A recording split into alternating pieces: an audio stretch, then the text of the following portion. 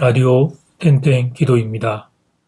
오늘 날마다 기록 교티 본문은 고린도전서 11장 2절에서 16절 말씀입니다. 고린도전서 11장 2절에서 16절 말씀. 말씀의 제목은 예배시간 남자와 여자의 머리 문제. 본문에서 다루는 문제는 예배시간에 남자와 여자가 머리를 어떻게 처리하고 참여해야 하느냐는 문제입니다. 먼저 오늘 본문의 상황은 그 시대에 어떤 특별한 문화적 배경이 있다는 것을 전제하겠습니다. 바울은 먼저 3절에서 하나님이 제정하신 보편적인 남자와 여자 사이의 질서를 소개합니다. 그러나 나는 너희가 알기를 원하노니 각 남자의 머리는 그리스도요 여자의 머리는 남자요 그리스도의 머리는 하나님이시니라. 이 보편적인 질서의 핵심은 남자가 여자의 머리라는 것입니다. 이처럼 보편적인 남자와 여자의 질서를 밝히면서 바울은 이 질서에 근거하여 고린도 교회 안에서 제기되었던 문제, 곧 공예배 시간에 기도를 드리거나 말씀을 전가할 때 남자와 여자가 머리를 어떻게 하고 참여해야 하는가를 다루고 있습니다. 먼저 남자의 경우를 생각해 보겠습니다. 4절 말씀, 물론 남자로서 머리에 못을 쓰고 기도나 예언을 하는 자는 그 머리를 욕되게 하는 것이요. 본문에 기도나 예언을 한다는 구절이 나오는데 이 표현은 한마디로 해서 예배를 드린다는 뜻입니다. 당시 유대교 회당에서는 남자들이 머리에 모자 같은 것을 쓰고 예배에 참석했습니다. 최근에도 그러합니다. 둥근 모자를 쓰기도 하고 중절모 비슷한 모자를 쓰기도 합니다. 이 모자는 사회적 신분을 과시하기 위한 것이었습니다. 모자를 쓰고 기도를 하게 되면 예수님보다 기도자가 더 주목받을 가능성이 생깁니다. 설교자의 경우도 마찬가지입니다. 설교의 내용이나 기도의 내용보다 그 사람에게 시선이 분산될 수 있습니다. 이것은 큰 잘못을 범하는 것입니다. 남자의 머리는 그리스도인데 그런데 머리인 그리스도를 전하는 것이 아니라 자신을 과시하는 잘못이 될 수 있기 때문입니다. 다른 하나는 남자들이 머리를 깎지 않고 길게 늘어뜨린 다음에 긴 머리에 밴드 같은 것으로 묶고 예배에 참석하는 것입니다. 당시 이런 모습은 주로 여성들이 하는 머리 치장이었는데 남성 동성애자들이 이런 치장을 하고 다녔습니다. 이런 치장은 남자와 여자의 성적 차이를 분명히 구분하는 하나님의 질서를 거스르는 관습이었습니다. 그리스도를 상징하는 남자의 머리를 욕보이는 형태였습니다. 따라서 공예배에 참석해서 기도와 말씀 전가하는 자는 이런 머리 치장을 해서는 안 된다는 것이었습니다. 그 다음은 여자의 머리 치장에 대한 부분입니다. 5절 말씀, 물론 여자로서 머리에 쓴 것을 벗고 기도나 예언을 하는 자는 그 머리를 욕되게 하는 것이니 이는 머리를 민 것이나 다름이 없습니다. 당시 고린도 교회 안에 신령파 여 성도들이 있었는데 이들이 머리에 아무것도 쓰지 않은 채 머리를 풀어뜨리고 기도하고 예언 활동을 했습니다. 당시 여인들이 머리를 풀어서 늘어뜨린 모습은 성적으로 자기를 드러내고 남자를 유혹한다는 사회적 의미가 있었습니다. 이런 사정이 있었기 때문에 당시의 여성들은 머플러 같은 것으로 머리를 두르거나 긴 머리를 밴드로 묶는 치장을 했습니다. 이런 치장을 하는 것은 자신이 성적으로 절제하는 정숙한 여인임을 다른 사람들에게 알려주는 표식이었습니다. 그리고 이런 표식은 법적으로 여인들을 보호하는 장치의 역할을 노했습니다. 이런 머리 치장을 하고 다니는 여성들을 건드리면 처벌을 받을 수 있었습니다. 이런 건전한 의미가 있었기 때문에 바울은 예배에 참석하는 여자 성도들이 이런 머리 치장을 반드시 하도록 권장했습니다. 이제 본문에 담겨 있는 머리 치장의 의미가 조금 이해가 되실 것입니다. 물론 머리 치장에 대한 이 구체적인 문화 스타일은 그때와 지금 많이 달라졌습니다. 그리고 여자와 남자는 모두 평등하게 창조되었습니다. 이것은 틀림없는 사실입니다. 그런데 오늘 본문이 우리에게 하고자 하는 교훈은 가정과 교회에서 질서가 있다는 것입니다. 질서의 유지를 위해 하나님이 각각 서로 다른 자리에 세우셨다는 사실입니다. 오늘 본문은 이 사실을 우리에게 가르칩니다. 인생은 모두가 다 존재론적으로는 평등합니다. 그러나 공동체 안에서 질서의 차이가 있음을 잊으면 안 됩니다.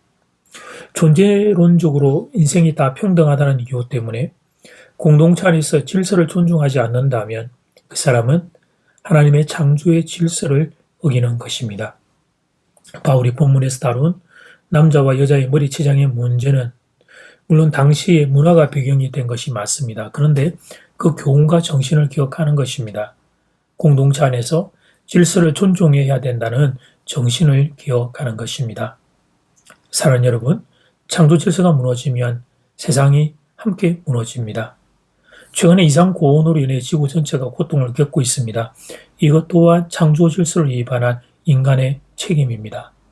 창조 질서를 위반하는 것은 쉽습니다. 그러나 그 대가는 값이 너무 비쌉니다. 한번 무너지면 그러면 다시 회복하기가 어렵습니다. 가정이 그렇고 교회가 그렇고 나라가 그렇습니다. 질서를 존중하는 여러분 되어주시기를 주의 이름으로 축복합니다. 이제 첫 번째 기도 시간입니다. 받은 말씀과 개인 기도 제목을 가지고 함께 기도하는 시간입니다. 이 시간 다 함께 마음을 모아 주님 앞으로 나아가겠습니다.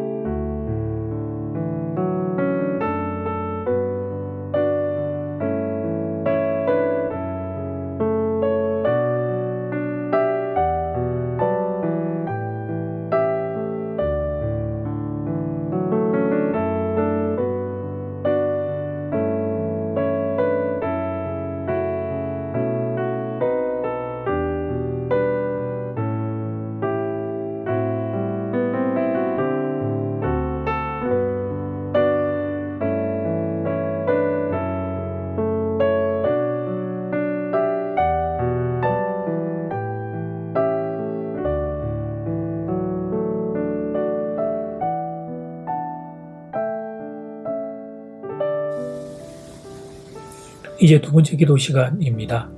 창조 질서가 무너지면 세상도 무너집니다. 창조 질서를 위반하는 것은 쉽습니다. 그러나 그 대가는 결코 값싼 것이 아닙니다. 이 시간 다 함께 마음을 모아 기도드리겠습니다.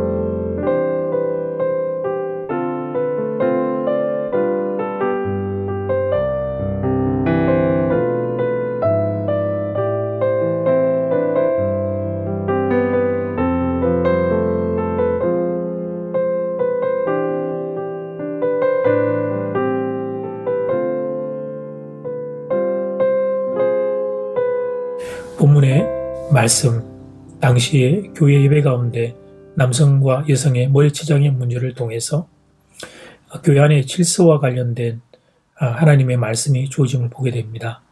하나님께서 정하신 창조의 귀한 질서들, 가정과 교회와 나라 안에서 질서가 존중되어지고 질서가 잘 유지되어지므로 그래서 하나님 모든 이 공동체 안에 있는 사랑하는 교우들 대한민국 국민들이 평강과 은혜와 행복을 누릴 수 있기를 간절히 소원합니다.